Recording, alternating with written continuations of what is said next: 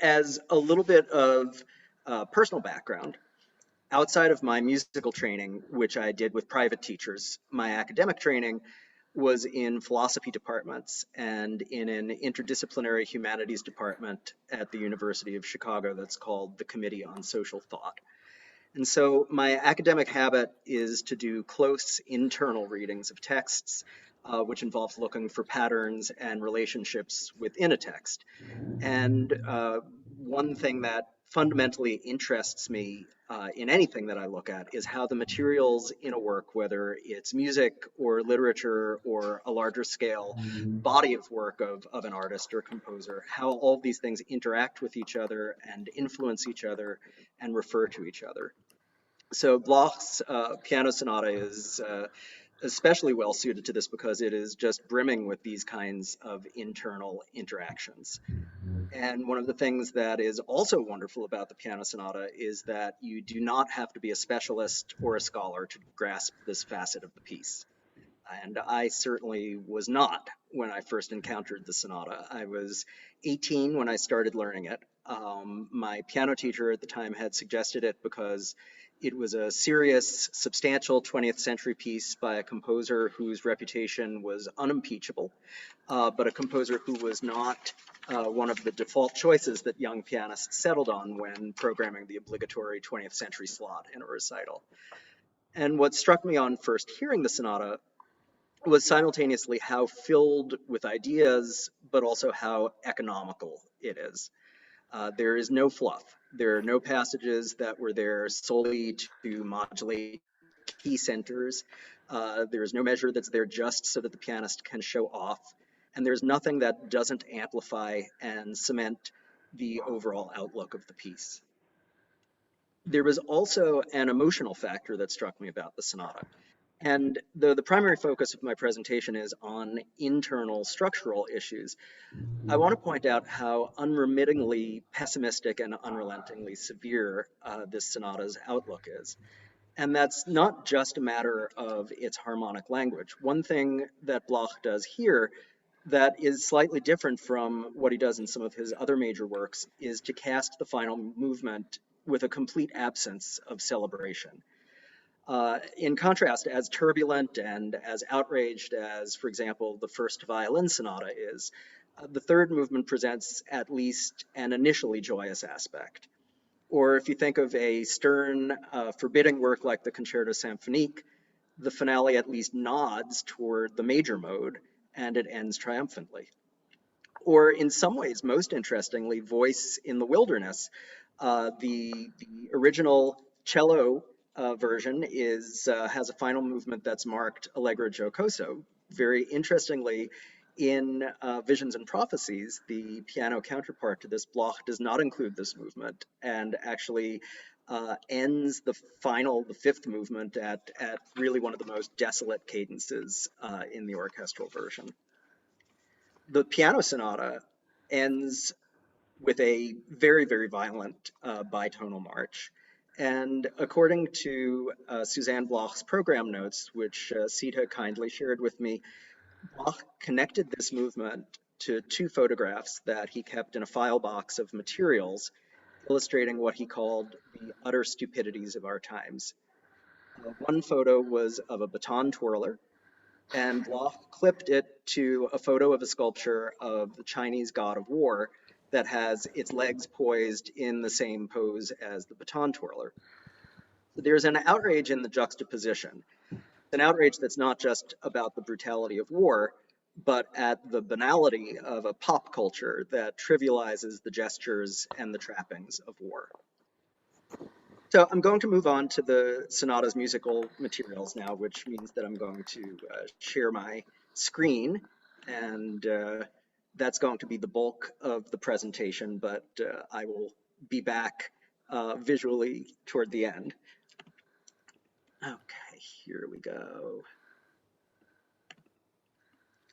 All right, and I'll move this into presentation mode, so this should hopefully be full screen now. All right, the sonata begins with a series of rising and falling arpeggios that begin and end on a low A.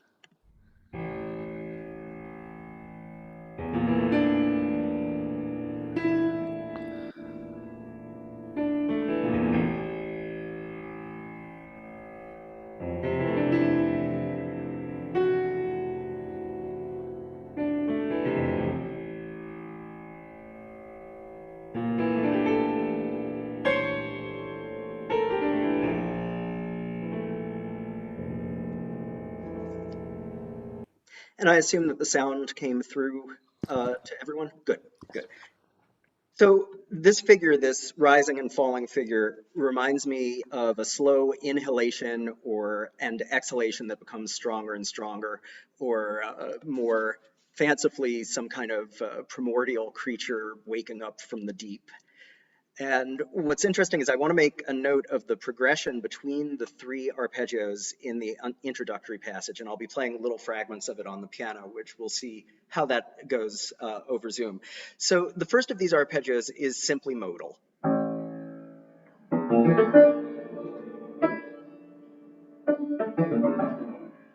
Right, that's Phrygian on A.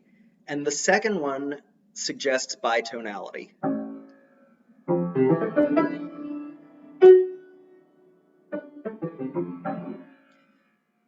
We have hints of F major in the bass and hints of D major in the treble. So that's what we have together. The third, though at first it seems to be simply Phrygian on the ascent, it culminates in a sudden, startling minor second dissonance. And this is the first simultaneously played series of notes in the sonata.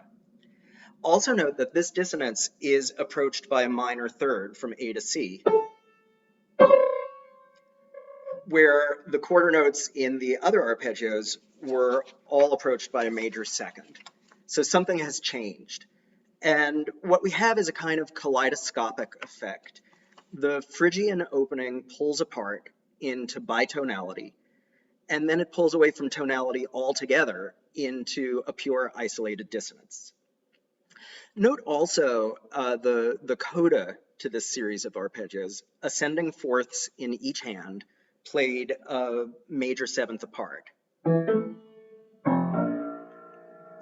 Well, fourths have been prominent throughout the series of arpeggios, and they're going to be fundamental to a motif that becomes important later in the sonata.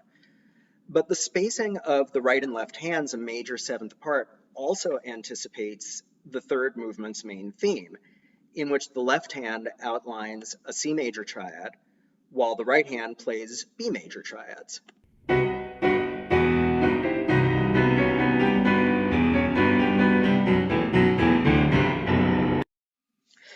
Now, taken in the abstract, the major seventh interval and its minor second inversion accomplish two things in the very first phrase of the sonata in this coda of major sevenths. First, because we have a B flat and an A, and then we have an F and an E, the sevenths highlight the half steps that are present in the A Phrygian scale. Second, it mirrors almost thoughtfully the unexpected minor second harmony that culminates that third arpeggio, turns it into a major seventh, and it's almost as if it's meditating or processing it very slowly. And just to bring this point home, a few measures later, a few measures after this first series of arpeggios, Bloch trumpets out at the end of another series of three arpeggios, a descending minor second, this time on the characteristic Phrygian pitches of F and E. And he continues to use that two-note phrase of minor seconds as this passage winds down.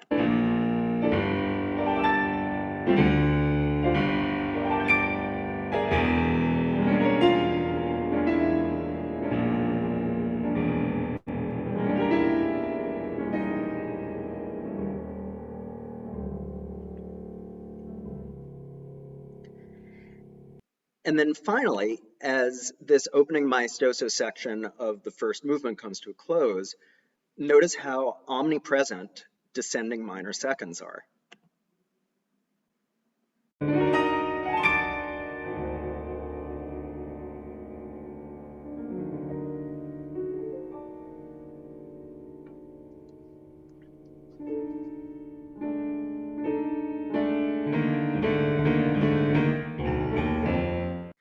There are two other places where the descending minor second is quite prominent.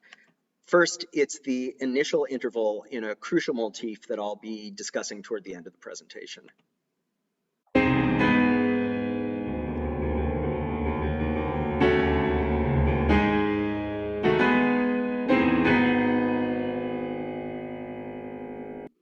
And then second, and this example comes in two parts, it's a bass figure that introduces a mournful transitional passage in the first movement's development.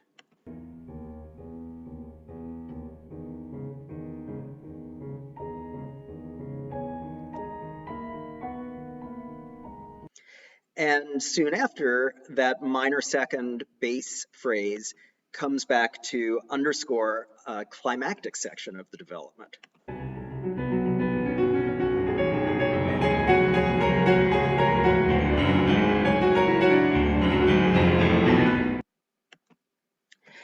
There's something else that's important about this second series of three arpeggios toward the opening of the first movement.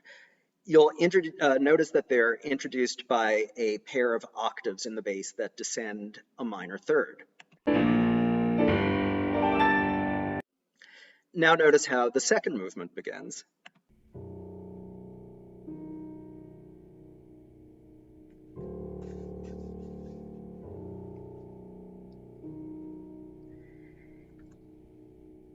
It's the same interval, of course, but more important, it's the same stark presentation. You just can't miss the interval. And it's the same portentous feeling. And as we go on in the second movement right away, Bloch continues that minor third bass movement, now rather inconspicuously, under the first phrase of the recitative-like melody that follows.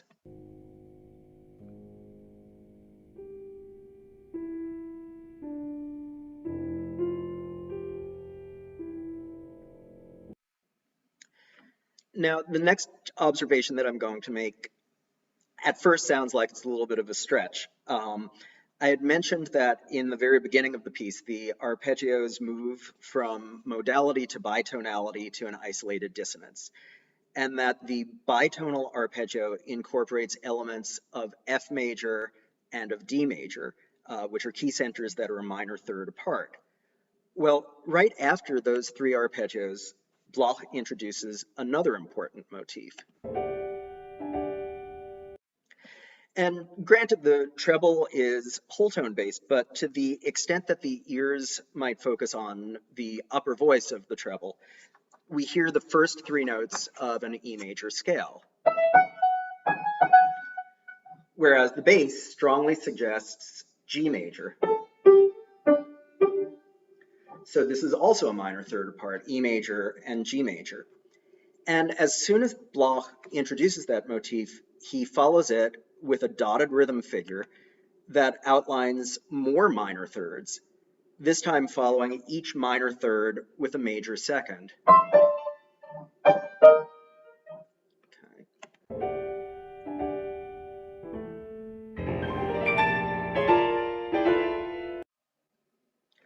And this pattern of intervals, minor third followed by major second, is exactly how the recitative-like melody of the second movement begins. It's the same intervals as in that dotted rhythm figure that was on the previous slide.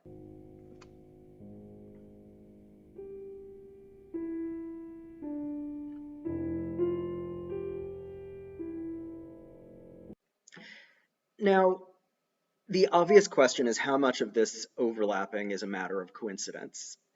And I think it's really important to be careful about suggesting that Bloch has planted intervals inconspicuously in the texture of the piece, or that every time there is an interval that's similar to a major motif, it refers to that motif.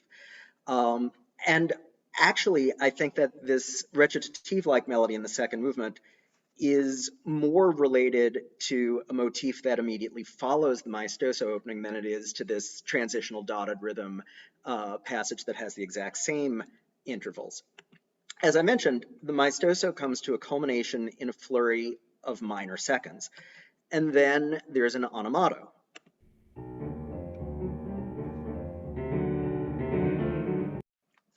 This is clearly a highly charged, highly rhythmic passage that bespeaks a great deal of anxiety. And the anxiety is written right into its constantly shifting meter. No repose, no rest, no stability. And I think that the melody that opens the second movement is based on an inversion of this bass line. Now, the intervals that make up the figure in the bass are an ascending major third and major second, whereas the intervals in the second movement's melody are a descending minor third and minor second. So why would I be confident in a suggestion that one is the inversion of the other? And there are two reasons. One is psychological and one is textual. From the psychological and rhetorical perspective, the second movement, which is entitled Pastoral, strikes me as at least an attempt to come to peace after the turbulence of the first movement. Now, much of the second movement itself sounds tormented or unsettled, including the opening melody, but it nods toward calmness. From the psychological perspective, it feels to me that it makes tremendous sense that a musical work would attempt to overcome the pain suggested in its first part by turning that painful material upside down in the second part. From this perspective, the inversion is an attempt to undo, to turn this to this.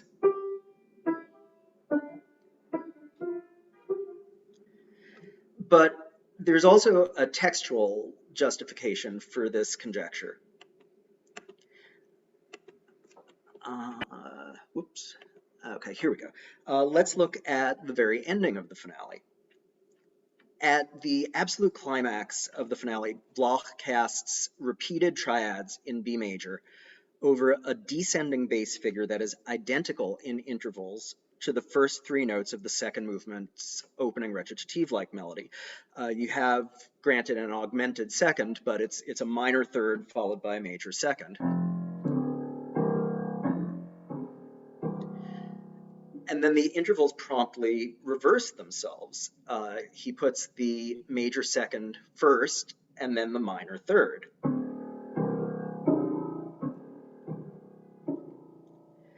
This pattern of major second followed by minor third continues as fragments from the sonata play in the treble. First, let's actually listen to this moment here. Here we go. Technology.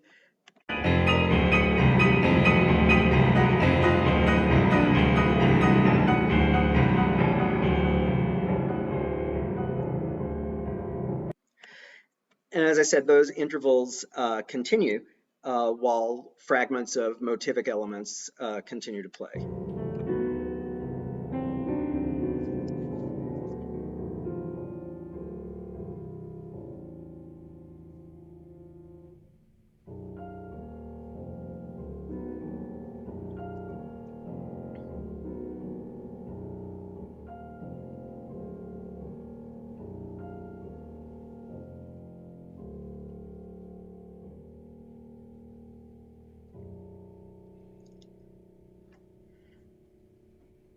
And you might have noticed how the movement comes to a halt as soon as Bloch introduces the bass motif from the animata. We've had this movement of this, but as soon as it's accompanied or in counterpoint with, he takes a breather and puts that into the bass. So what's happened in these final measures is that Bloch has developed this intervallic pattern of minor third and major second in such a way that it seems that the second movement's intervallic material audibly transforms into the onomato bass theme from here to here to there. And that's what gives me the idea that the animato movement and the second theme recitative melody are two sides of the same coin, one attempting to remedy the other, but the first ultimately having the final say. As for the dotted rhythm motif, that actually has the exact same intervals as the second movement's melody, I'm more inclined to consider that to be a coincidental overlap, but that in itself is significant. It indicates that in this piece, Bloch has developed a sound world in which these kinds of minor third gestures are inextricable from the fabric, whether they're in a transitional passage like the dotted rhythm example, or whether they are a significant motif like the opening to the second movement. The sonata is so unified that even comparatively fleeting, non-pregnant moments cannot help but bear a relationship to the motifs that drive the entire sonata. I also want to point out the way in which Bloch provides multiple emotional traits for many of his themes. As we've heard, the melodic portion of the animato is an ascending and descending scale fragment.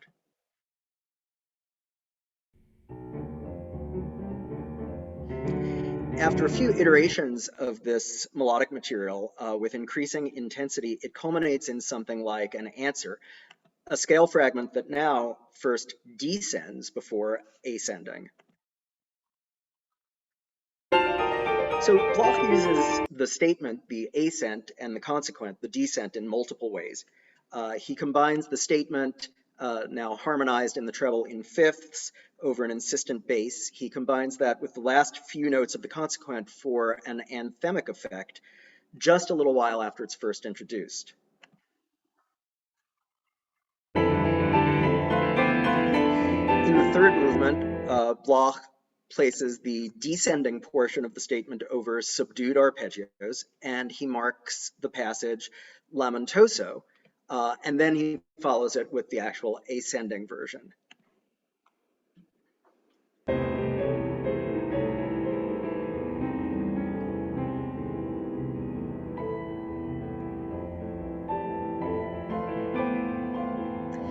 And it also appears somewhat less obviously as the answer to the second statement of the third movement's main theme.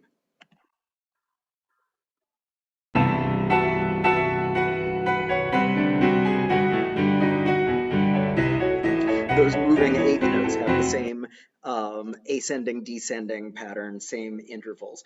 But Bloch goes yet further afield. Here it is in the second movement, slowed down considerably with a delicate aching quality to it, not at all what we get in the first movement.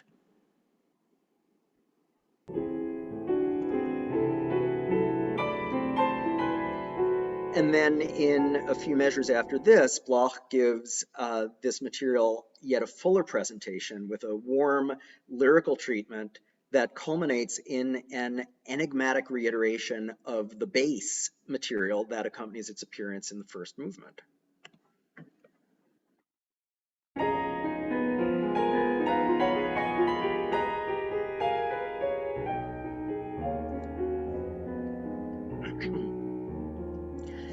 So unsurprisingly, this is by no means the only motif to which Bloch gives a wealth of meanings. Let's look at the whole tone dotted rhythm figure that comes immediately after the introductory arpeggios. So I've discussed it previously just in reference to its bitonality and its minor third relationship, but this figure, of course, lends itself to a lyrical treatment. And in the second movement, Bloch smooths out the rhythm from a brittle double dot to a gentle triplet and harmonizes it so that it takes on not a bitonal flavor, but a Lydian cast.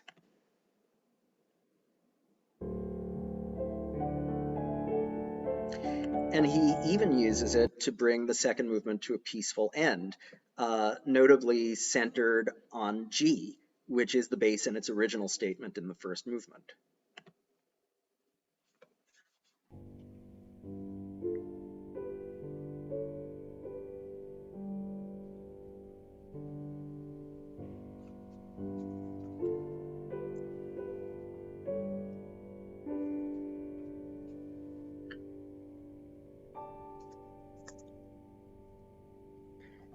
But what is most striking is the emphatic militant tone that this motif takes on at the end of both the first and the third movement, so far removed from its introductory presentation. In the first movement, this motif provides the last big statement before the hair-raising onomato coda, and crucially, it is altered. It's presented no longer purely in whole tones, but as an ascending major second followed by an ascending minor third. The very intervals that I've been discussing with relation to the opening of the second movement.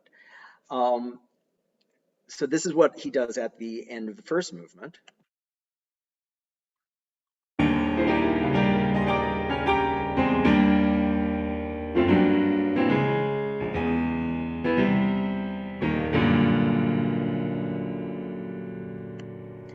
And similarly, at the end of the sonata, this dotted motif comes in with really, really crashing, big blasting importance.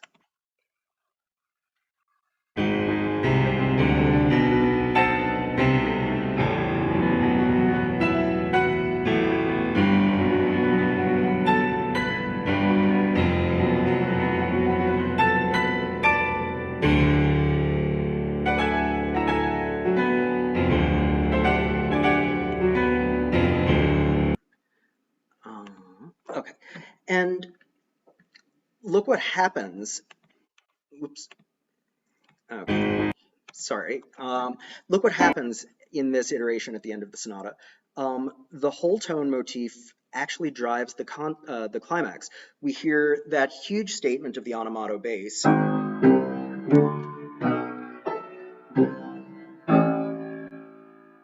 And after that, Bloch isolates an ascending major second, followed by a descending major second.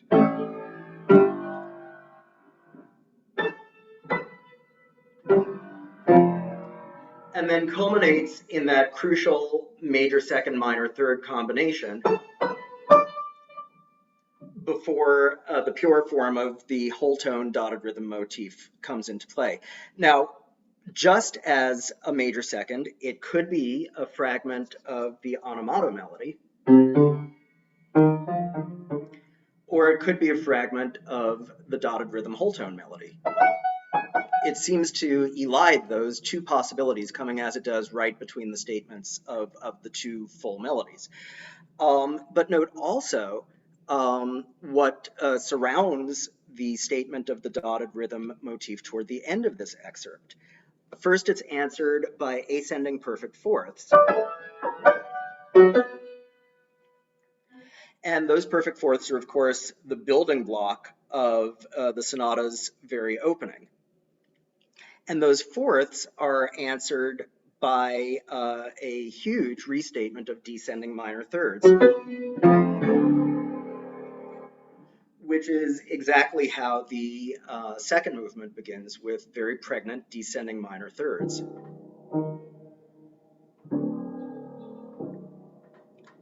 So Bloch is making a practice of isolating intervals at this climactic moment, intervals that have been heavily featured before.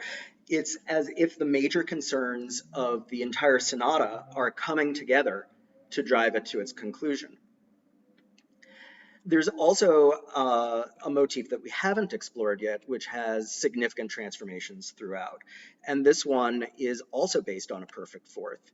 It first appears midway through the onomato of the first movement. It's as if it comes out of nowhere. It's clearly very energetic, very significant, but Bloch does not linger on it. It's there and it's gone. And if anything, we might be more attentive to the whole tone movement that accompanies it, which recapitulates the melodies that we've heard more prominently previously. It also seems to be an outgrowth of something that has been introduced rather portentously just a few measures before. There we go.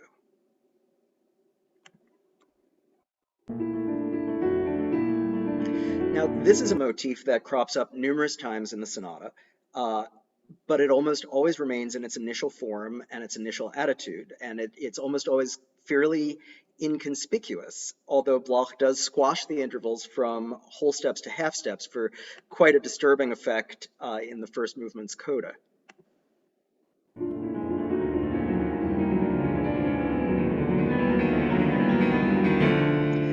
The fanfare in fourths, on the other hand, despite the fact that it is so fleeting at first, becomes integral to the first movement's development, and it assumes thematic prominence in the second movement. In the first movement, it alternates with a mournful rendition of the onomato melody in an ascending sequence.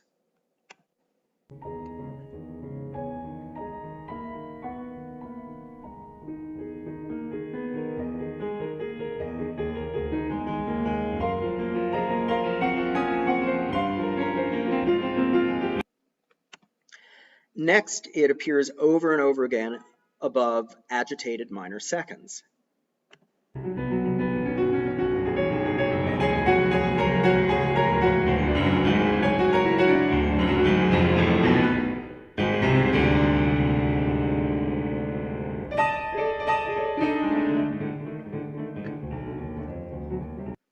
And notice how that inconspicuous whole tone motif that I discussed comes right between the fanfare in fourths and the onomato bass.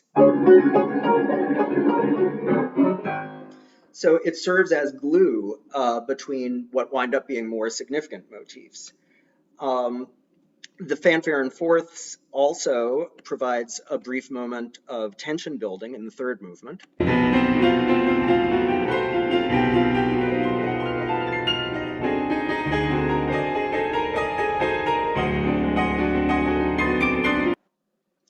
And then at the very end of the sonata, while the bass ostinato is going on and fragments from previously in the sonata come about, this fanfare appears almost like a memory.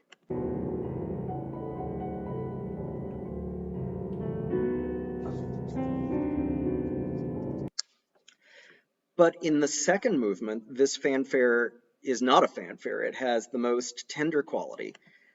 After the recitative passage, which is rather tonally ambiguous, when the movement finally, though briefly, lands in D major, it does so with this motif.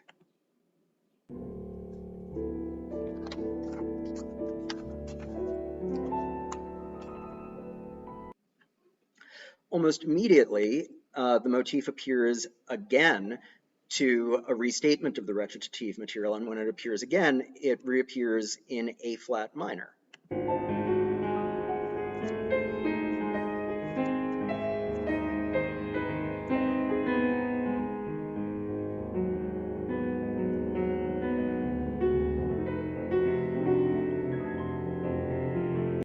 So that is literally at the opposite end of the harmonic spectrum from where it was a couple of measures ago, D major to A flat minor. And of course, I'm not suggesting that Bloch planted that to show us how versatile the motif is, but wow, how versatile it truly is. It operates completely across the opposite sides of the harmonic spectrum right away. Now, after the recitative material appears for another time, the fanfare in fourths emerges for an extended period.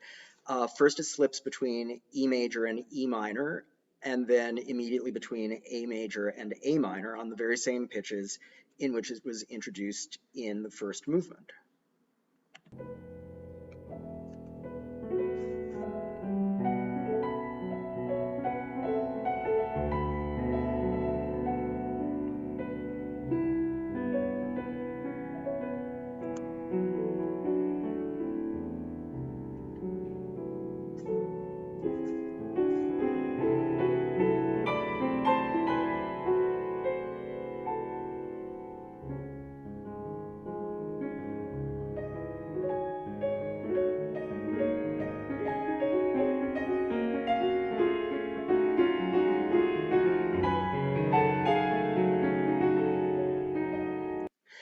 And this is the motif that drives the climax and resolution of the entire movement. First, we hear an anguished, fully harmonized outcry of one of the recitative's phrases, which builds increasing tension via the onomato bass theme and via the fanfare theme. And then finally, this fanfare theme becomes an unexpected outpouring of joy, which calms down and becomes entirely idyllic.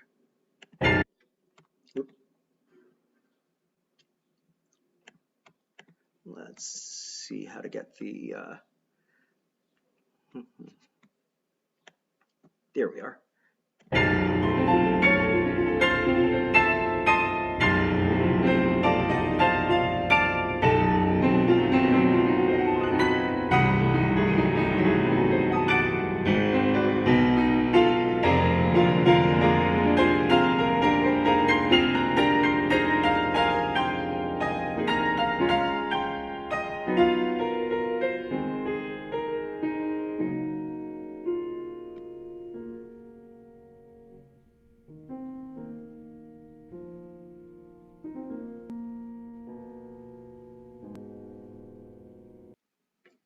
And then after a pause, it is this theme that introduces the last peaceful statements of the recitative material.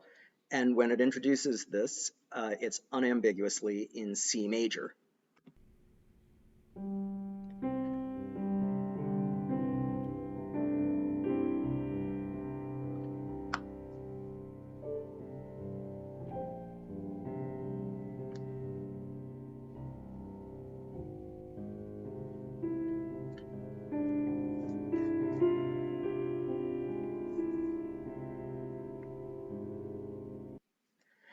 There's one last motif, though, which is very significant and that does not change its stance. It doesn't even move from the foreground to the background, as even those initial inhalation-exhalation arpeggios sometimes do. And I touched on this briefly when discussing Bloch's use of the descending minor second. It's the theme marked grave, which appears after the exposition of the onomato material in the first movement.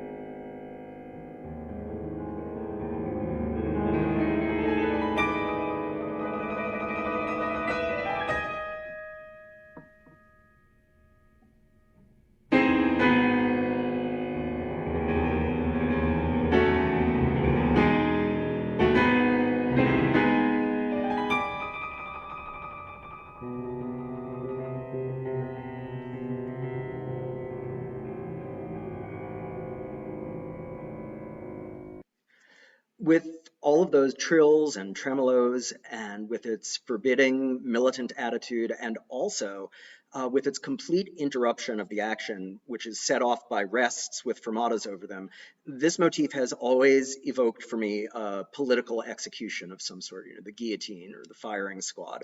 And again, I certainly cannot speak for what Bloch intended by this, and the fact that he refers to a photo of the Chinese god of war when discussing the third movement is not a basis for suggesting that the first movement was also about war, that he was thinking of war.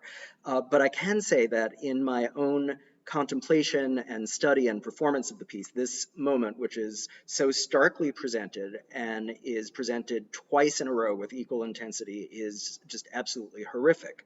And that's the attitude that the motif takes every time it's presented. Bloch almost lets it have the last word in the first movement, which leads to a broad iteration of the onomato melody.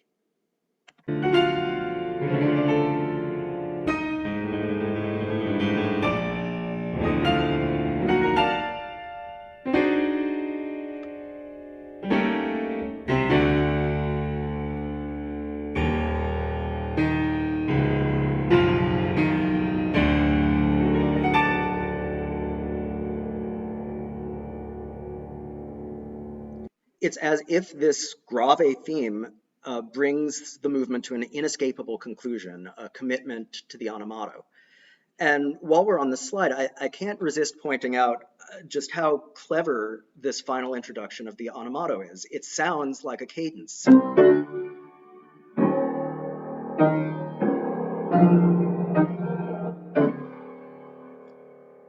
In any other circumstances, it would be a cadence. But here, very, very much slowed down, it's a motif that's been crucial through the whole sonata. So structurally, you know, everything that brings the sonata to a harmonic place, everything that brings it to an emotional conclusion seems to be based on motifs that have been omnipresent through the sonata. Back to this military motif, it's completely absent from the second movement. And then in the third movement, it makes an announcement that prompts a frantic restatement of the onomato bass theme.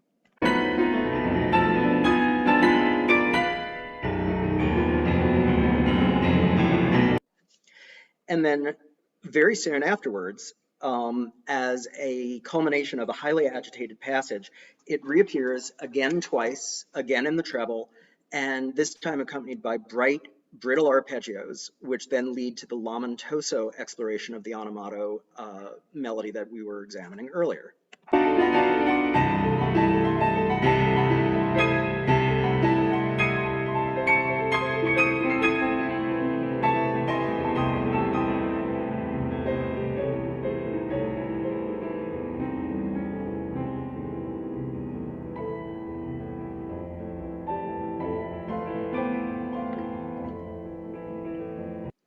One thing I found peculiar about this motif is that it is not worked through the vast bulk of the sonata as some of the other motifs are. It seems to be presented in isolation. There was, in fact, only one place where I could even conjecture that there might be some overlap, some foreshadowing. It's the only place where it's not, if it is presented, where it's not presented overtly.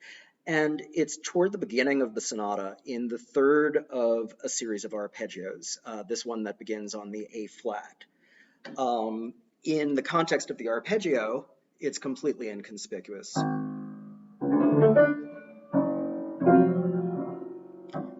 know, you're really going to be paying attention to those upward arpeggios. It's what you've heard before.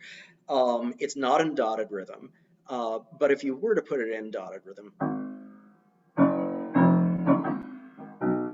it does happen to share intervals. Now, again, I would not say that Bloch planted it there as foreshadowing or for musicologists to discover, but there is something interesting about it. Of these bass passages separating the arpeggios, it's the only one that begins and ends on the same note, so it winds up highlighting that note, that A flat. It's also the only one that does not culminate in a descending arpeggio. So it is kind of highlighted. It is kind of set off from the others. Now, we haven't heard the military motif yet, so if it is a foreshadowing, it's highly, highly subliminal.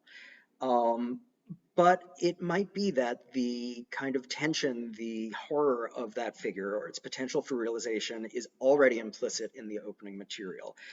Certainly, you can say that the opening of the sonata has the feeling of trouble brewing. You know, it's dangerous music, and it develops from danger to the full-fledged consequences.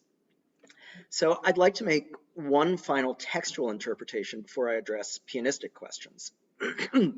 The third movement happens to have the lengthiest passage anywhere in the sonata where Bloch focuses only on one theme. And this passage is preceded by a rest with a fermata over it, just as the militant motif I've been discussing is. And those rests, to me, signal that we should listen closely to what follows. What follows in this case is a pianissimo, murky, bass-centered exploration of the third movement march theme, of which I have the first few lines on the slide. It's quite an extensive passage. There's something that's vaguely sensual about the way Bloch presents the theme in this excerpt. When I play the recording of this, you'll hear parallel fourths that outline non-traditional scales, close position minor triads with an augmented fourth inside that make for a veiled, fuzzy sound, wailing triplets in the bass that lead to the full recapitulation of the march. And I think you'll also find that there's something unsettling, something creepy about this passage. The staccato, single note, low bass movements, for example, at the very end of the slide, are like footsteps sneaking up on someone. And if Bloch is indeed writing about stupidities and vulgarities and the overlap between war gods and baton twirlers, this passage suggests to me something about the commodification and fetishization of the trappings of war.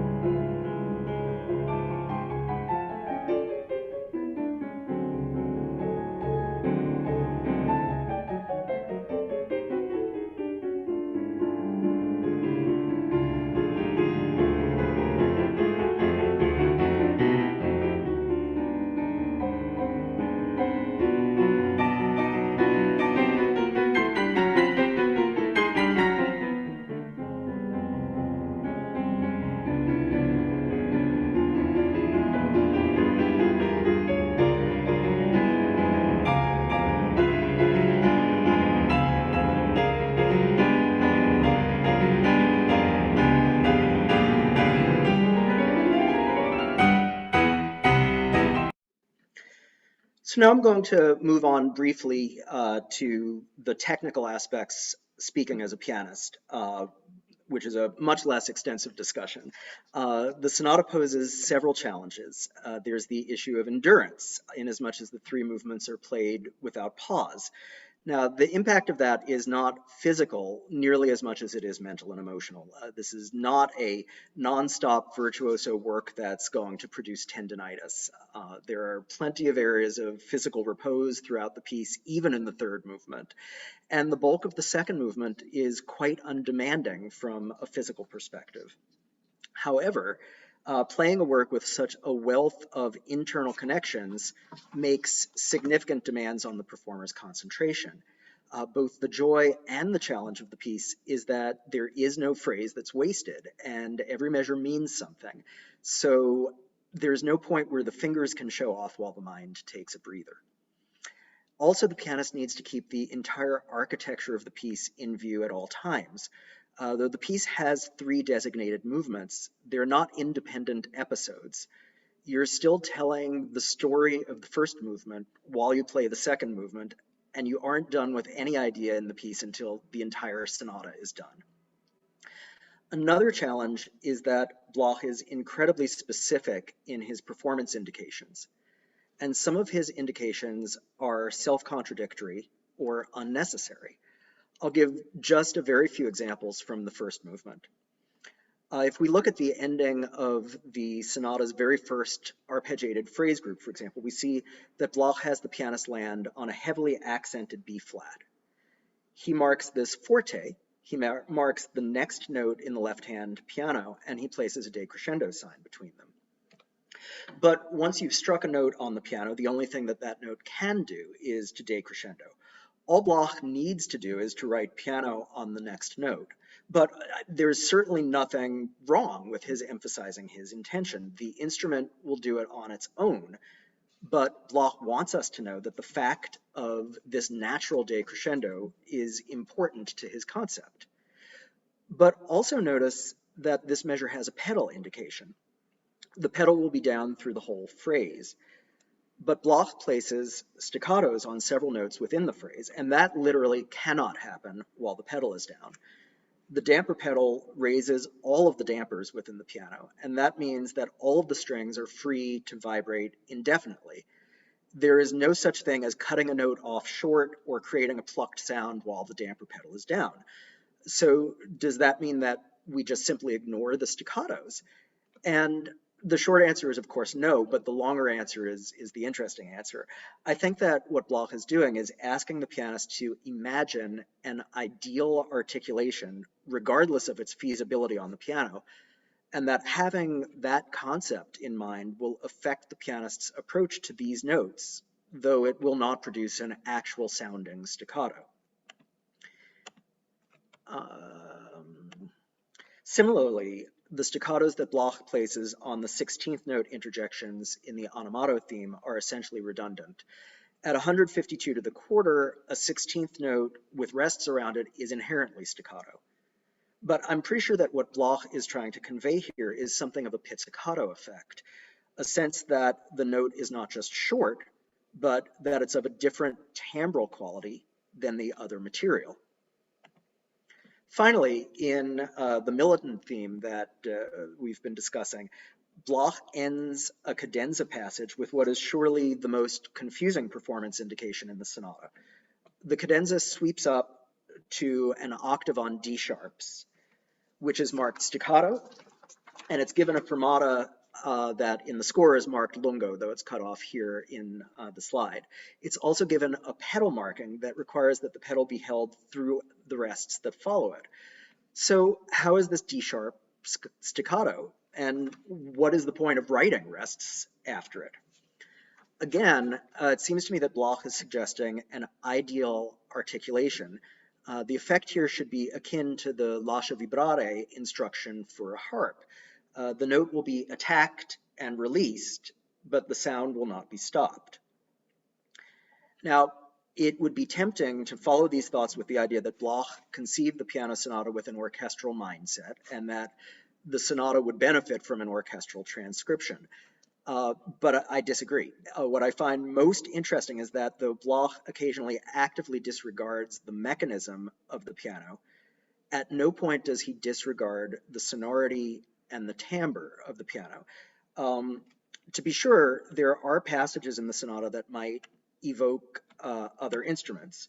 You can imagine that the very opening of the sonata might sound nice on a bassoon if the bassoon had a low A extension and also a damper pedal.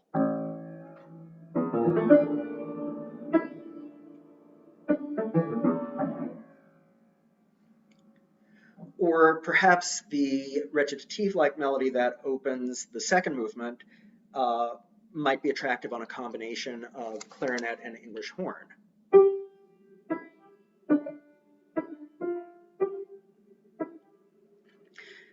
But ultimately, this is truly a piano sonata, and it's not because the physical techniques that it uses are always designed to show off the piano's technique, or even that the techniques are reliably convenient for the piano, but because the sonorities and textures that Bloch is working with uniquely exploit the piano's expressive capabilities. And this then leads me to a very broad, very tentative, large-scale conclusion. The CD for which I recorded the Bloch Sonata also includes Franck's Prelude, Chorale, and Fugue, and Vittorio Giannini's Variations on a Cantus Firmus. As Walter Simmons articulated in his program notes for the CD, each of the three composers have certain similarities. They each incorporated multinational influences into his work. Each composer had a deep respect for venerable classical forms and for formal procedures, and Bloch was directly connected to Franck via his studies with Izet. But there is another connection between the solo piano music of these three composers. In much the same way as I've been discussing the Bloch piano sonatas, the large-scale works by Franck and Giannini that I programmed on my CD And other large-scale piano works by these composers that I did not include on the CD also include passages that are physically not pianistic, but that function sonically really only on a piano. It's easy to imagine, for example, that Franck was too immersed in organ technique to write appropriately for the piano. The Prelude, Chorale, and Fugue has numerous passages in which a melodic bass line requires some tricky division in the upper voices between the two hands. And that seems to suggest the pedal technique of an organ. But the harp-like arpeggiation in the chorale would not speak well on an organ.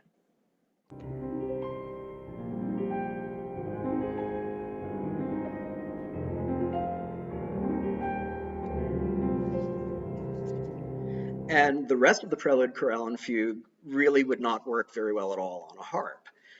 The piece needs the timbre of a piano. And Franck, of course, was perfectly capable of writing for the organ. He wrote plenty for the organ. The fact that he didn't cast the Prelude, Chorale, and Fugue as an organ piece is reason enough to feel pretty certain that he didn't have the organ in mind. He had the piano in mind. A similar thing can be said about Giannini's variations on a Cantus Firmus, which frequently requires a similar three-handed approach to accommodate the combination of bass voice leading and thick mid-range chords.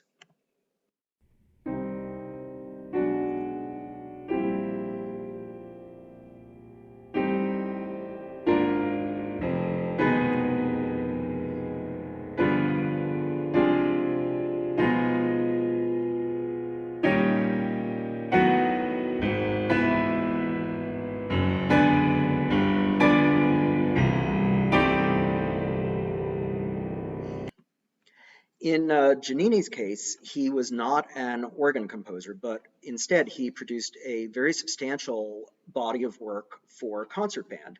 And concert band could have accommodated those wide-spaced chords in the variations opening without any difficulty. But would we really have wanted to have heard that passage in brass and woodwind rather than on piano? And certainly the rest of the variations on a Cantus Firmus really has piano sonority first and foremost. Then there's no question that that piece is a piano piece, albeit with some technical infelicities. So with this in mind, I'd like to put forward my tentative suggestion about something that I feel may be a significant facet of 20th century American Romanticism. That it is perhaps focused more on the expressive capabilities of an instrument than on an instrument's physical, mechanical, or technical capabilities. There's an interesting phenomenon that I've discovered in my study of a fair cross-section of this repertoire. The only composer of solo piano music in the American neo-romantic circle that I have encountered who regularly uses double thirds, extended octave passages, and other virtuoso techniques that are designed to prompt the audience to notice the pianist not solely as a communicator of great music, but as an amazing pianist. The only composer I've encountered who does that is Paul Creston. Now, Paul Creston was a superb pianist, but so was Samuel Barber. And with the exception of Barber's Nocturne, which is in some ways a pastiche of Field and Chopin, Barber's piano music is not terrifically pianistic. In fact, there are passages in his piano sonata that betray that same three-handed sensibility of Bloch and Giannini. Nicholas Flagello, who was also a superb pianist, never uses awkward pianistic writing. And several of Flagello's solo works require not just advanced technique, but traditional piano technique. However, Flagello rarely calls attention to the pianistic virtuoso elements of his writing. His virtuoso moments are emotional explosions rather than a star vehicle for a show-stopping pianist. And Flagello's fundamental exclusive concern is to communicate the personal, emotional, philosophical content that drives his composition. What makes this observation even more curious is that there are several non-romantic 20th century American composers who are highly interested in the mechanical, technical aspects of the piano. Vincent Persicchetti's 12 piano sonatas and his many non-sonata piano works intentionally and even systematically exploit the various opportunities that the instrument offers. In fact, one of the joys of playing Persichetti is that his music often sounds considerably more difficult than it is. Persichetti knows the mechanism of the piano so well and is so attentive to its use that he consistently creates an overt pianistic flash in a way that is surprisingly economical for the performer. Similarly, Peter Menon's piano music, though it can be excruciatingly difficult, it takes as its jumping off point antique formats for pianistic display, the toccata, the perpetual motion prelude, the filigree-rich ornate aria. Menon doesn't just write for the piano, he writes for what you could maybe consider the celebrity pianist. Well, with this sample size of just a handful of composers and with a concentration on solo piano music rather than on the whole spectrum of neo-romantic writing for all instruments, I can't make a definitive conclusion, but as final food for thought, I'd like to suggest that one of the deep traits of American neo-romanticism is a melding of instrumental timbre and its capacities for personal expression, with the mechanical aspect of the instrument taking a less important role than in much soloistic writing of the past, and also than in much contemporaneous non-romantic writing. What that does is it transforms the performer from that of a celebrity virtuoso playing pieces written as star vehicles to that of an empath. The performer then becomes the co-creator who assists the composer's deepest thoughts in being heard. So that concludes the presentation.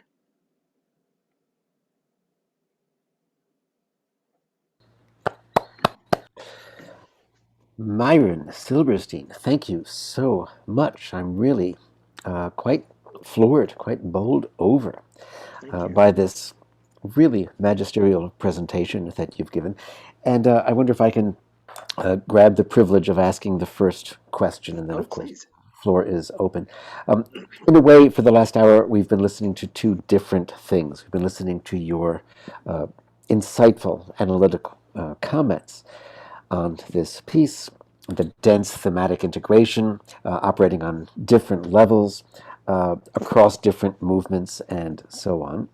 And at the same time, we've also been listening to frustratingly brief snippets of your own wonderful recording of the piano sonata. And I suppose my first question is, what does one have to do with the other? I'm assuming that you began by carrying out a kind of analysis and developed your interpretation based on those insights, those observations. But I was also intrigued to see a comment of yours that you had listened to other recordings by pianists of this same piece and developed ideas that were rather different from what you heard in those other interpretations. So exactly how do these observations that you've made about the thematic organization inform your own performance of this in your own recording, and how exactly does it make that recording different from other performances we might listen to? And that's an excellent question, which is quite difficult to answer, other than to talk about the process of learning the piece, which is to say that as a performer, I tend not to give quite as an exhaustive intellectual analysis to the piece when I'm in the process of preparing to perform it. I do need to identify when thematic elements appear and reappear for emotional reasons, also for practical reasons. It's very helpful in memorization to be able to do a schematic of what goes where.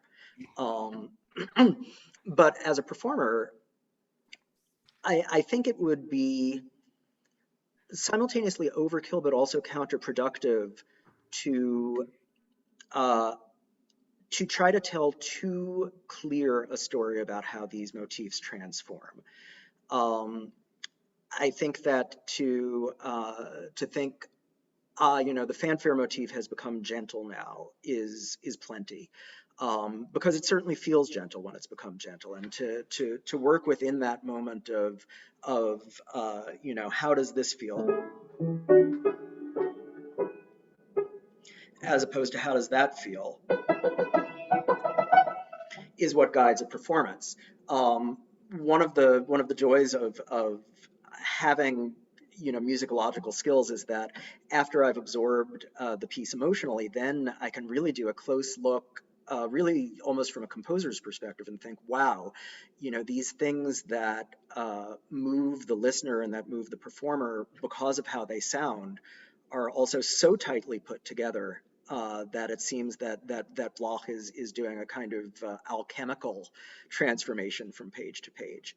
Um, that said, as I was learning the piece, I was always aware that there were what I might think of as friends and acquaintances that were showing up again and again. And even if one is not doing a full-fledged musicological analysis, when you recognize something, I feel that it's the performer's instinct to say, well, where have I seen you before, and why do you look a little bit different right now?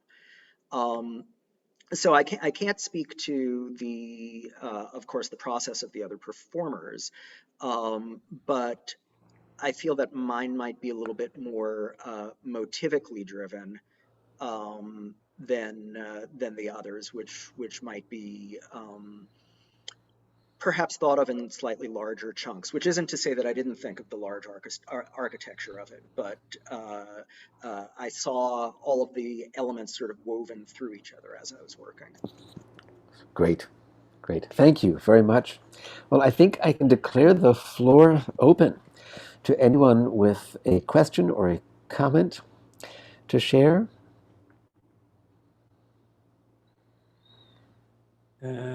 I would start with a question. Myron, thank you very much. It was such an intense lecture about the let's say structure of the music. I would like to ask you. I mean, it was composed in 1922. There were a lot of different styles running around. Stravinsky wrote his sonata. We had Schoenberg with his suite, and so many other examples to say. I mean, what you did was wonderful because you analyzed the piece of Ernest Bloch, showing what his basic ideas were, and you developed everything out of the motives he wrote. But still, what I would be interested in, how would you position Bloch's sonata in his time? I know this is a big question, but still it is there. And so maybe you can share some opinions about this. I have very little, I think, that I can offer in that regard, except to say that I find that Bloch has such a strong personality, such a strong musical language profile, that of course he was aware of other music that was happening at the time, but Bloch to me always sounds like Bloch, and that doesn't mean in any way that there's no development from say 1919 to 1958. But when I hear the solo string suites that he wrote at the very end of his life, and then I hear say the first violin sonata, which was comparatively early in the career, there are elements of perhaps tightening the structure, elements of economy that go into those string suites, which of course for a solo string instrument that's almost a given. But it still feels to me like it's the same emotional profile. That when Bloch is writing, he's reaching something that's deeply internal. That because of his personality, his emotional DNA comes out not as him writing the same piece over and over again by any means, but as the same person writing many different. Um, and what that means to me is that perhaps Bloch was somewhat immune to what are considered to be developments in compositional technique. Um, you know, I don't know if there are any moments in Bloch's work that can be identified as using something that could be considered serial. But if there are, nothing has ever jumped out at me as saying, now Bloch is showing that he's aware that there are serialists, or now Bloch is showing that he's aware that there is Stravinsky and Prokofiev. It always sounds to me like an individual person exploring himself and exploring his emotional reactions to the world around him, while of course his ears and his scholarship and his technique know what other people are doing in the world around him. Which, as I say, is perhaps not an answer to your question. It certainly is. I think it's clear that Bloch somehow he found a language which is not. Nobody can. Yeah, it's what it is. Sorry. Thank you very much. Well, thank you. Any other comments or questions? Malcolm Miller. Well, I'm sure there are lots of other people as well. Thank you so much. That was really, really fascinating and wonderful to hear your performance and to sort of really get into the thematic structure and you rounded it off with a really interesting discussion of sort of some of the pianistic specific pianistic things, and actually that was something I just wanted to sort of probe a little bit in terms of what you mentioned, timbre and sonority. One of the things that sort of strikes me about the piece right at the beginning is this sort of use of the range of the piano, or the ambitus, as I want to call it, the tessitura, and from a pianistic side of things, I'm very sort of aware of the sort of choreography of the piano, of the keyboard in a way, and this sort of what people call the sort of the rhapsodic, the arpeggios at the beginning, the very low notes, the very low bass notes. I mean, first of all, my basic factual question would be, does he in this piece use the extreme the extremities of the keyboard? I think it actually goes down to the low A, the lowest A. He does.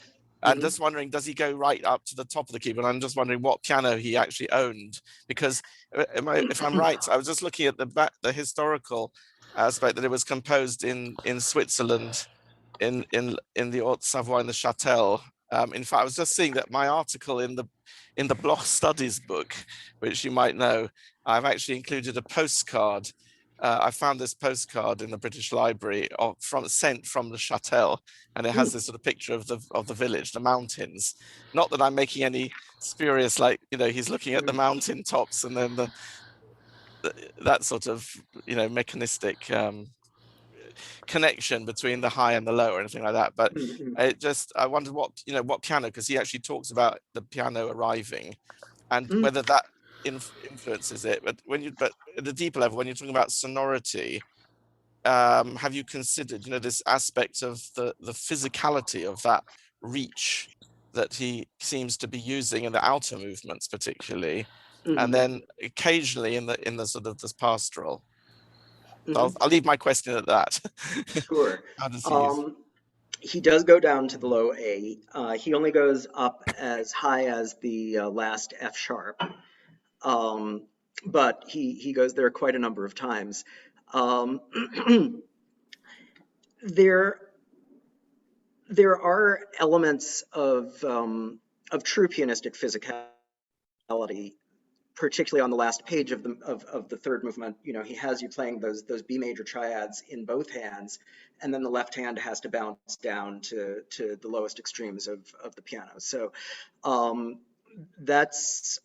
that's incredibly difficult, and it requires a kind of acrobatic aerobic approach to the piano. Though I also think that is a fine example of the idea of this being an emotional explosion. It is the crisis moment of the piece, and I think that's what drives Bloch to do something quite so massive. In fact, he places some of those triads in parentheses, the ones that the left hand should be playing, to tell the pianist, well, you really don't have to bounce up and down like that if it's too much. So it doesn't it may draw attention to the pianist if you're watching those pyrotechnics, but emotionally, it's not for the sake of the pianist. That said, I think that Bloch, being a composer who is as interested in sound as he is very sensitive to the different ranges of the sound. And there are these bursts of color, so immediately after that first phrase, you have the low fourth, and it's followed by this. And he's clearly aware that you can have somewhat mellow, albeit, resonant, portentous tones followed by this kind of brilliant burst of treble activity in the piano. So, there are elements of physicality in terms of what the pianist is going to do, but I think there's also, though I hesitate to use the word delight in a piece with the emotional profile of the sonata, I think there's some delight in the range of sound that the piano is capable of. Thanks very much. Thanks. That's great.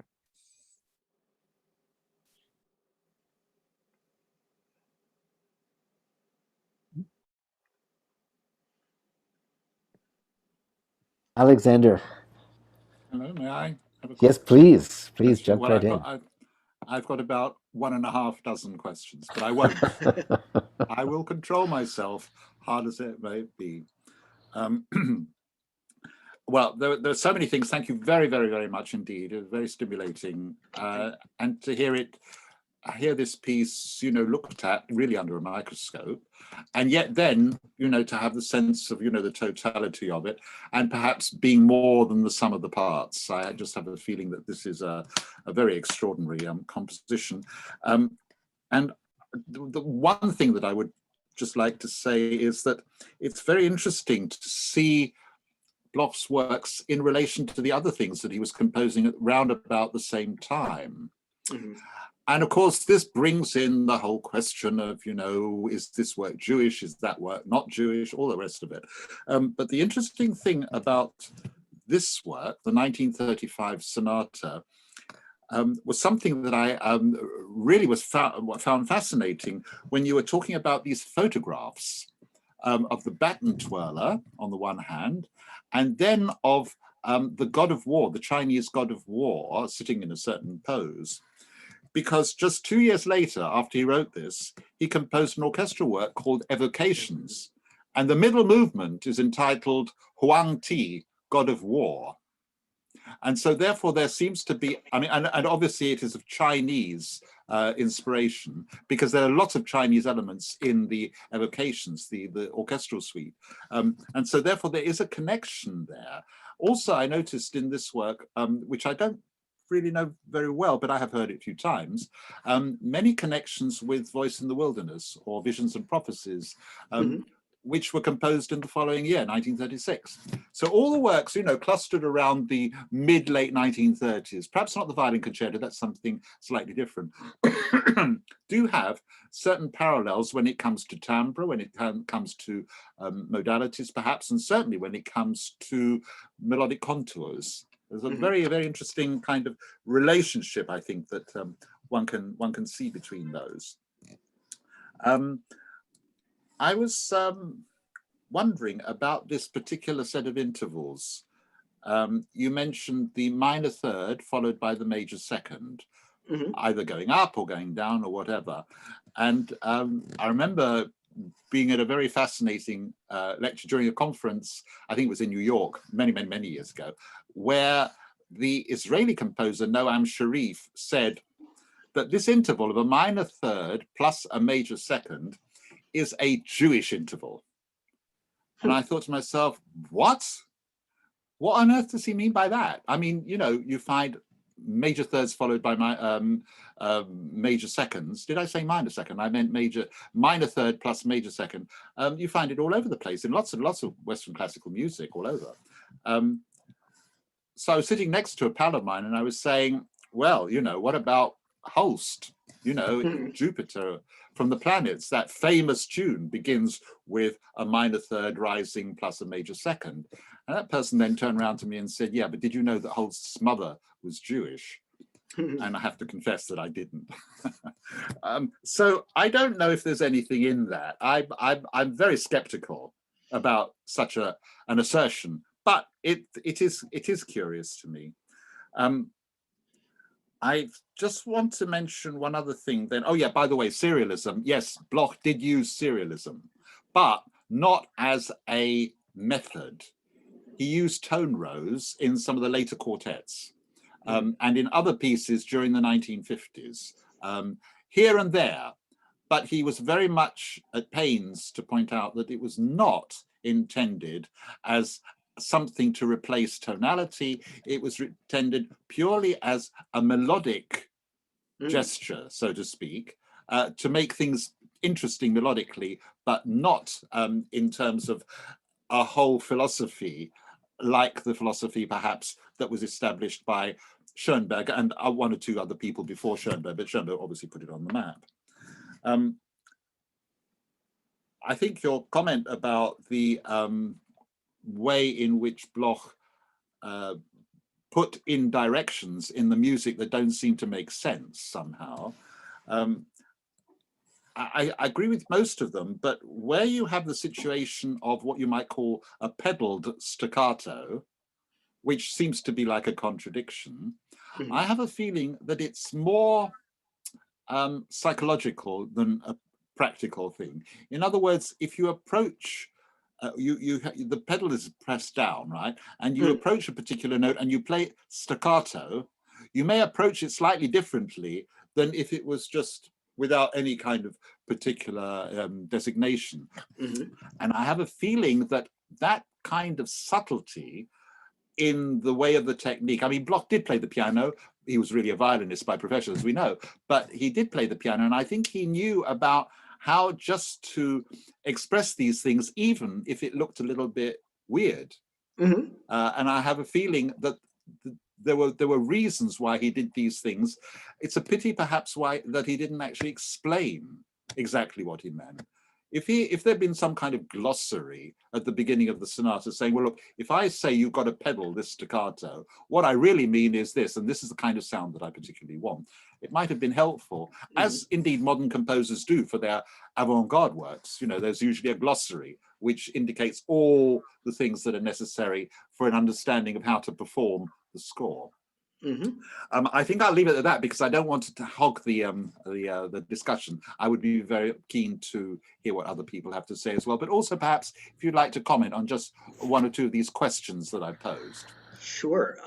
First, I agree entirely that the staccato with a pedal certainly means something, and I think it means exactly that. It's an ideal articulation, or it's a signal about what kind of note this is meant to be. You know, what level of prominence the note is meant to be. And that, you know, that's why I say that one thing that, although this may be a straw man argument, I don't know that anyone is accusing Bloch of having made, you know, a mistake in his score or anything like that, is that when we see an indication that seems to be self-contradictory in this way, we need to think a little bit more deeply about what the composer may in fact be getting at. And in this case, I think that it is a question of articulation or prominence of the note, or a psychological factor related to the note. One other thought about the major second, minor third interval combination, and this is in some ways purely anecdotal. It's of course also prominent in the first violin sonata. And the anecdotal element to this is that when I was in my early 20s, one of the first large-scale pieces that I attempted to write was a setting for soprano and piano of the 13th Psalm.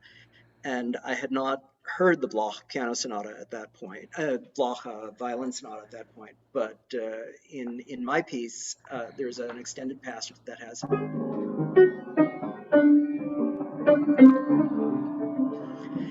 And I was not thinking about Bloch, and I was not thinking about Judaism, and I did not grow up in an Orthodox synagogue. But one might wonder what sort of sounds subliminally get into a person's ears simply by dint of being around grandparents and communities and so on and so forth. Thank you. Thank you so much. Malcolm Singer, I've noticed your hand up. Yeah, thank you. It was a wonderful, wonderful talk and brilliant exposition of the motivic structure of the piece. I mean, just touching on what Alex was saying, I was also at that Noam Sharif lecture in New York, and I was going to jump in and say exactly the same thing. And totally curiously, my other teacher, Giorgi Ligeti, who was Jewish by birth, he uses the whole tone and the minor third in a lot of his music, and he was not brought up in any way Jewish, but and his musical language is worlds away. But those two intervals, in conjunction, feature quite a lot in his music. So maybe when I have some spare time, I will try and trace that little motive through various Jewish composers. Again, extending from what Alex was saying, also, I mean, the sacred service has these. Many of the motives that you were talking are in the sacred service, which is the same period. I To me, it is very much a European piece, and I would love to have had an equally sophisticated textual analysis. So he uses parallel uh, chords a great deal in a kind of post-Debussyan way, and he also the dot that you're talking about. I mean, what I was always taught is the dot is about how you end a note, and the hi-hat is about how you begin a note. So I don't find that a problem, his notation. And again, Debussy uses these bell-like things where you come up. The dot means that you come off the note. The pedal means that you leave it resonating. And this is something in the French tradition, and you the French Belgium tradition you talked about César Franck, but you find this in Debussy and Ravel a great deal. And I'm sure the way you played it is exactly the way it's supposed to be, and was really very effective. The other parallel I'd like to look at, not a parallel but juxtaposition, is the Copeland Sonata, which you didn't mention. And the Copeland seems to be incredibly American, whereas the Bloch seems to have this European feel, particularly the arpeggiation and whatever, which takes us back to the Fauré nocturnes and things. And I feel his European training coming through that sonata. And whether we look at his works geographically, I don't know, Alex will jump in on this, I'm sure, but this feels a European work, European piano work rather than an American piano. But I thought your exposition of the motivic development was just tremendous, and thank you very much. I don't really have a question. That's all I wanted to comment. Well, and of course, the piece was written in Switzerland, and though Bloch did live for a considerable period of his life in America, his origins are European. When I think about the sort of broad scale conclusion I drew about the way it seems to me that certain American neo-romantic composers write, I suppose I'm thinking not so much about who, being born in America or a citizen of America, but the lines of influence. And I think that Bloch was revered by many of these American neo-romantics, Flagello being prominent among them. And so whatever has filtered down, and I would say has filtered down perhaps through Franck, this idea of the emotional capabilities of an instrument taking us away from, the celebrity virtuoso into a performer that's a slightly more introspective type of performer, has descended not necessarily into a geographical school as much as into an aesthetic school, of which I think Bloch is very crucial. It is geographic because it comes from the training they had in the Schola Cantorum, and César Franck and Fauré all come from this school, really, which is That's very great. interesting. Yeah. Very interesting. Yes, Malcolm Miller. Sorry, well, just joining in, chipping in there. I just read a review just before this session of a performance by Malcolm Troop, who used to be professor at City University and very was involved with the Bloch Society, and the reviewer, who is also a pianist, sort of said it's a masterpiece and should be put alongside the Prokofiev War Sonatas, because they were a few years later. But I was thinking, but he says, you know, also of the Liszt tradition, the pianistic tradition comes from Liszt. Then I was noticing that the premiere in UK was by one of the premieres, as it were, in the same, was 1937, was by Louis Kentner, who was a sort of Lisztian, came from that sort of tradition. I was just, you know, thinking about these arpeggios, the rhapsodic quality. So that's the sort of European connection. That's one of the European connections. But I was thinking of somebody else actually, that Delius has a particular type of fluidity in harmonic thinking, because I was wondering whether you might comment on the tonal. You started very much talking about the tonality and the modality of it, and I was thinking whether is there something we can comment on a little bit more, maybe about that C major that comes into the second movement, and the C majorness which then comes in polytonality with bitonality with the B major in the last movement. How do you view the overall architecture, tonal architecture? You know, I was thinking because Delius came to mind because of this very fluidity that he keeps on shifting away, and it's very difficult to find your way around the tonal plan. But there is something there that somehow you get there in the end. And I'm just wondering whether you can comment on whether Bloch does the similar thing. With regard to the C major, I can speak to, you know, my response to it as a performer, with the exception of the bitonality of the third movement. Nothing in the first two movements suggests a C major. You know, the first movement has one flat in the key signature. It hints at you know, a sort of D-centered type of activity at times. It certainly ends on a D major triad, albeit approached as we've seen motivically. And the second movement is quite tonally ambiguous at many places, and when it's triadic, it shifts between major and minor, and so on and so forth. So that sudden appearance of C major has always struck me as quite jarring, and not jarring in a violent way, but, you know, jarring in a pregnantly psychological way, and it's approached also by this sort of concatenation of chords. You know, the pedal is held, and you have this misty upward movement.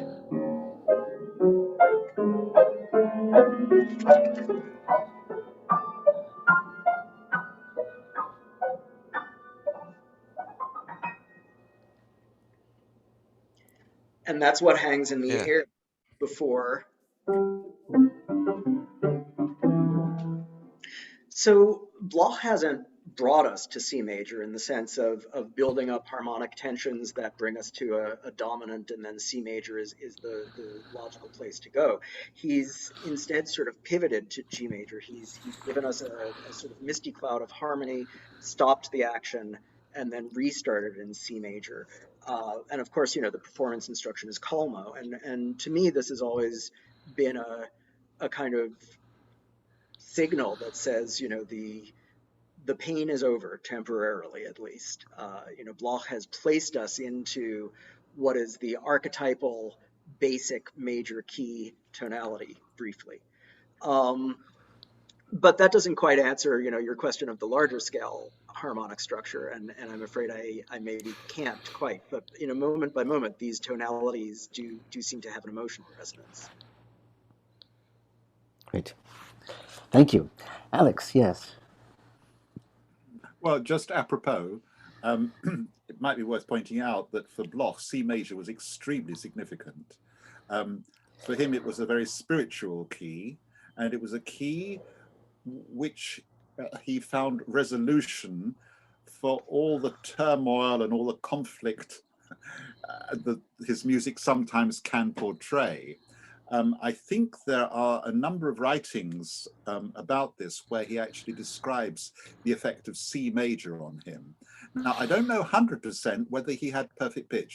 I don't think I've seen that referred to, but I imagine he probably did. And that C major was for him a spiritual key.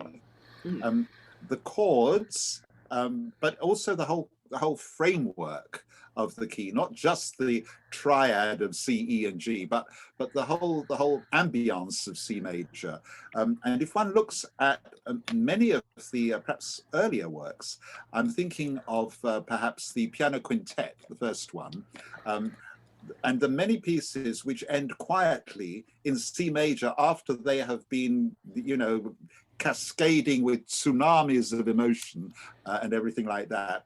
But they end quietly in C major. This is Bloch's coming to a position of peace in his own mind. And this is how he described it. I think he may have written articles about that, but my understanding is it's more obvious from looking at his letters. And I think one needs to look at the correspondence where he describes to people his feelings and why C major has this particular significance. I just thought I'd add that while you were talking about C major. Wonderful.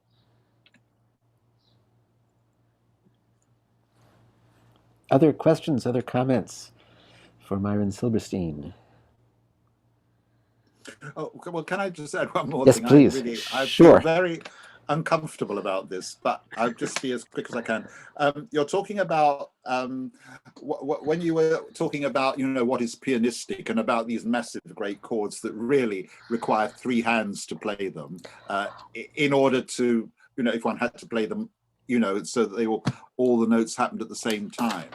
But I think one can think of other composers. Just one who came to mind is Rachmaninoff, who composed huge numbers of notes per chord, which needed to be played, but nobody would think that this really would sound better on an organ, and that he sort of somehow misjudged what is possible on the piano, and why did he do that? I mean, I can imagine some people somewhere thinking that he may have miscalculated, but I don't think so. I think composers of that kind of stature know exactly what they're doing, and if it looks impossible to play, there's a reason why they want you to struggle to find a way, to find a solution, and then to express whatever it is that's coming through that. So I don't think that, I mean, I know that there are a number of pieces in Bloch where you do have actually three staves, to be played by the single piano. Like, for example, I think the Shlomo, the piano reduction of Shlomo, in other words, for cello and piano, which is hardly ever performed, there are three staves for the piano part here and there, because he couldn't get all what the piano should do, the accompaniment should do, onto two staves. But I think he intended that it should all be somehow figured out, so that in fact one would get that sonority that you could get from the orchestra. Right. And I think that in some ways what has made me think through this was a kind of critical reaction that I don't have access to now, but when I was learning the piece and reading reviews of it, somewhere in the early 1990s, there had been a couple of reviews of perhaps one of the other recordings that indicated things like, orchestral in conception doesn't fit onto the piano quite as well as it should, or so, which is truly not true. And I also remember, when I was learning the Giannini piece, the person I was studying piano with at the time said, well, he had taken some classes with Giannini at Juilliard, and he said, well, this is what happens when a composer writes music at a desk instead of at the instrument. And Giannini, of course, was not a pianist. And so I think that in some ways, from a not critical thinking critique perspective, Rachmaninoff will not be subjected to scrutiny because, of course, everyone knew that he was a performing pianist. But when a when a composer whose primary instrument is not a piano writes something that happens to be quite difficult and in some ways inconvenient for the piano, then it becomes the easy, um, the sort of easy, not deeply thinking enough response to say, well, they weren't really very careful about what they wrote for the piano. And as you say, that tends not to be the case. But we have to think a little bit more deeply to be able to articulate why it's not the case. Yeah, absolutely. I just would like to ask, there is no bar or no measure of Bloch which can't be played by the pianist. It's always absolutely playable. Yes. If I can jump in on this same area, I was so glad to hear you discuss and share your interpretations of these notational anomalies that we find in this sonata, such as this totally gratuitous decrescendo from forte piano that you discussed, but also the pizzicato with the damper pedal down. I noticed that you were very quick to dismiss any possibility that it might be due to thinking in terms of the orchestra. And I really wonder if we want to be quite so rigorous in excluding that possibility, given what we know of Bloch and how, all the evidence of his readiness over the years to prepare orchestral transcriptions of things, compositions and individual parts originally conceived for the piano. Because it's perfectly possible for a forte to decrescendo to a piano on stringed instruments or wind instruments, for example. That was one comment I just wanted to share. And also, I was very glad to hear you talk about Franck.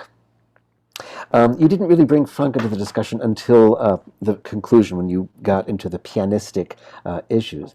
But it occurs to me that Franck really belongs in this conversation, maybe a lot more fundamentally and earlier in the discussion, insofar as the thematic organization really does reflect the same kind of almost obsessive approach to cyclic organization of a piece of music across three movements. And the fact that Bloch, as you pointed out, studied with Isaïe, the dedicatee of the Franck Violin Sonata, which is one of the high points of that kind of obsessive approach to organizing a multi-movement work. There's simply no way that Bloch did not know that sonata. Obviously, he probably practiced it under the tutelage of Isaïe. And there's something really quite Franckian about the whole conception of this, and I'm also glad to hear Liszt being mentioned in the same regard, because clearly Franck got this obsession from studying the cyclic technique in the music of Liszt. Mm-hmm. Yeah, I think that's right. And I think that in some ways, when you think of a piece like the Franck Violin Sonata, he engages not just in cyclic activity in terms of bringing themes back, but also in transforming themes. And I haven't given this kind of a close analysis to the Franck Violin Sonata as I've given to Bloch, but I find that sometimes that Bloch has hidden his transformations a little bit more. That Franck brings themes back, and he brings themes back differently. But even on a first or second hearing of the Franck Violin Sonata, it's possible to recognize and be delighted by, yes, that's the opening of the first movement, but now it's fast. Right. Whereas, and certainly it means something emotional, but Bloch really does kind of complete 180-degree reversals in the way he changes those themes. Yes, absolutely. Malcolm Miller? I just actually responding to Jesse. I was just reading the volume 3, of the Lewinsky biography, and I'm sure I'm sure you know this, and you've used this, but if I could just read the French. Yes, please. He says, he's talking about the form of the first movement. He says, la réapparition de thème du premier mouvement dans d'autres mouvements n'a pas d'autre signification que musicale ou ou imaginative en relation avec des idées musicales. Il n'y a là rien de semblable à ce que certains appellent la forme cyclique chez César Franck et d'autres compositeurs. Mais comme dans une pièce de théâtre ou dans un livre, certains personnages doivent réapparaître en forme en ensemble. Sorry, I have my terrible accent there. But basically, but then the point I think that Alex actually brought up a bit earlier this week was about, you know, how far to take a composer's statements at face value. He's happy to sort of discount any influence of what you might call cyclic, you know, but interesting that he brings up Frank there as a sort of, don't confuse what I'm doing with Frank. But what I also wondered, sorry to change the subject, did anybody mention about this alternative ending? Is there an alternative ending? It says something about he wrote an alternative ending, and it's included in this volume 3. Do you know anything about this?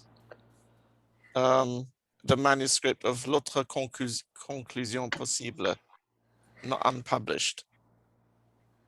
Well, if Alex is shrugging his shoulders, who among us would dare?